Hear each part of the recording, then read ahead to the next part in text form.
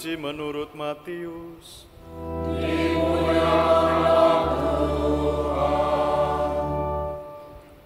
Dalam khotbah di bukit, Yesus bersabda kepada murid-muridnya, "Ingatlah, jangan melakukan kewajiban agamamu di hadapan orang supaya dilihat mereka.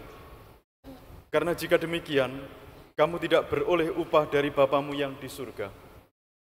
Jadi apabila engkau memberi sedekah, janganlah engkau menggembar-gemborkan hal itu seperti yang dilakukan orang munafik di rumah-rumah ibadat dan di lorong-lorong supaya dipuji orang. Sesungguhnya aku berkata kepadamu, mereka sudah mendapat upahnya. Tetapi jika engkau memberi sedekah, janganlah diketahui tangan kirimu apa yang dilakukan tangan kananmu. Hendaklah sedekahmu itu diberikan dengan tersembunyi, maka Bapamu yang melihat yang tersembunyi akan membalasnya kepadamu. Apabila kamu berdoa, janganlah berdoa seperti orang munafik. Mereka suka mengucapkan doanya dengan berdiri dalam rumah-rumah ibadat dan pada tikungan-tikungan jalan raya, supaya mereka dilihat orang. Sesungguhnya aku berkata kepadamu, mereka sudah mendapat upahnya.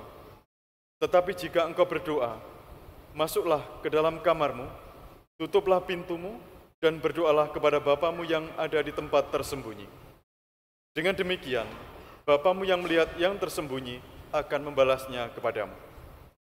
Apabila kamu berpuasa, janganlah muram mukamu seperti orang munafik.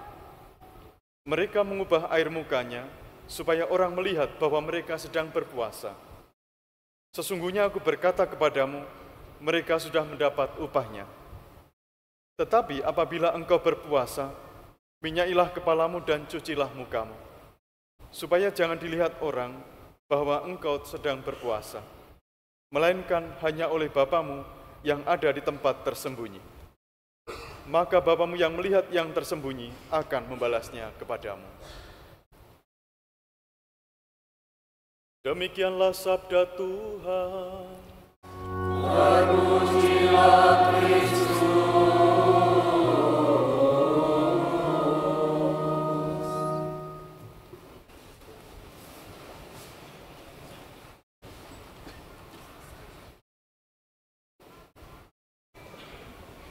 Saudara-saudari yang dikasihi Tuhan, hari Rabu Abu datang lagi. Masa Prapaskah datang lagi. Tetapi kita perlu melihat bahwa Rabu Abu yang datang lagi dan masa Prapaskah yang datang lagi ini, kita tidak melihatnya seperti musim hujan yang datang lagi. Kita tidak melihatnya seperti musim kemarau yang datang lagi. Kalau musim hujan dan musim kemarau, itu ya siklusnya memang begitu. Siklis, berputar begitu. Kita mau melihat Rabu Abu dan masa Prapaskah yang datang ini, tidak seperti itu, melainkan ya ini memang masa yang dianugerahkan Tuhan. Mengapa kita perlu melihat semacam itu? Karena kita tidak pernah tahu besok itu kita akan jadi seperti apa. Kita tidak pernah tahu apakah tahun depan masa Prapaskah ini masih menjadi milik kita. Kita perlu melihat masa Prapaskah dan Rabu Abu ini ya sebagai anugerah Tuhan. Ini sebagai saat mulia yang dianugerahkan Tuhan kepada kita untuk melihat kembali hidup kita, perjalanan hidup kita, dan mencoba memperbaikinya. Mana yang kurang, mana tujuan yang harusnya kita capai tetapi tidak kita capai. Kita perlu melihatnya semacam itu. Dan yang kedua, saudara-saudari, pada hari Rabu Abu, di altar itu ada abu. Kemarin lalu, itu ada upacaranya, sampai itu menjadi abu semacam itu. Jadi ada ibadatnya, membakar daun palma lalu menjadi abu semacam itu. Saudara-saudari, masihkah kita ingat daun palma itu yang kita terima pada waktu Sabtu Suci? Ya, iya. Masih ingat pada waktu apa ini? Minggu Palma, bukan Sabtu Suci, tapi pada waktu Minggu Palma. Seperti apa daun palma pada waktu itu? Daun palmanya segar, hijau, dan tampak menyenangkan, tampak indah. Tetapi di kemudian hari kita letakkan di atas salib di rumah-rumah kita, lalu setelah itu daun palma itu mulai mengering. Dan sesudah mengering, daun palma itu dibakar dan menjadi abu semacam itu. Saudara-saudari, itu juga menggambarkan hidup kita. Ada masa di mana kita ini ya begitu segar, begitu kuat, begitu luar biasa, begitu indahnya. Secara fisik semacam itu. Tetapi ada masanya juga makin hari kita kesehatan itu degeneratif. Tidak ada masanya tidak regeneratif lagi, tapi degeneratif.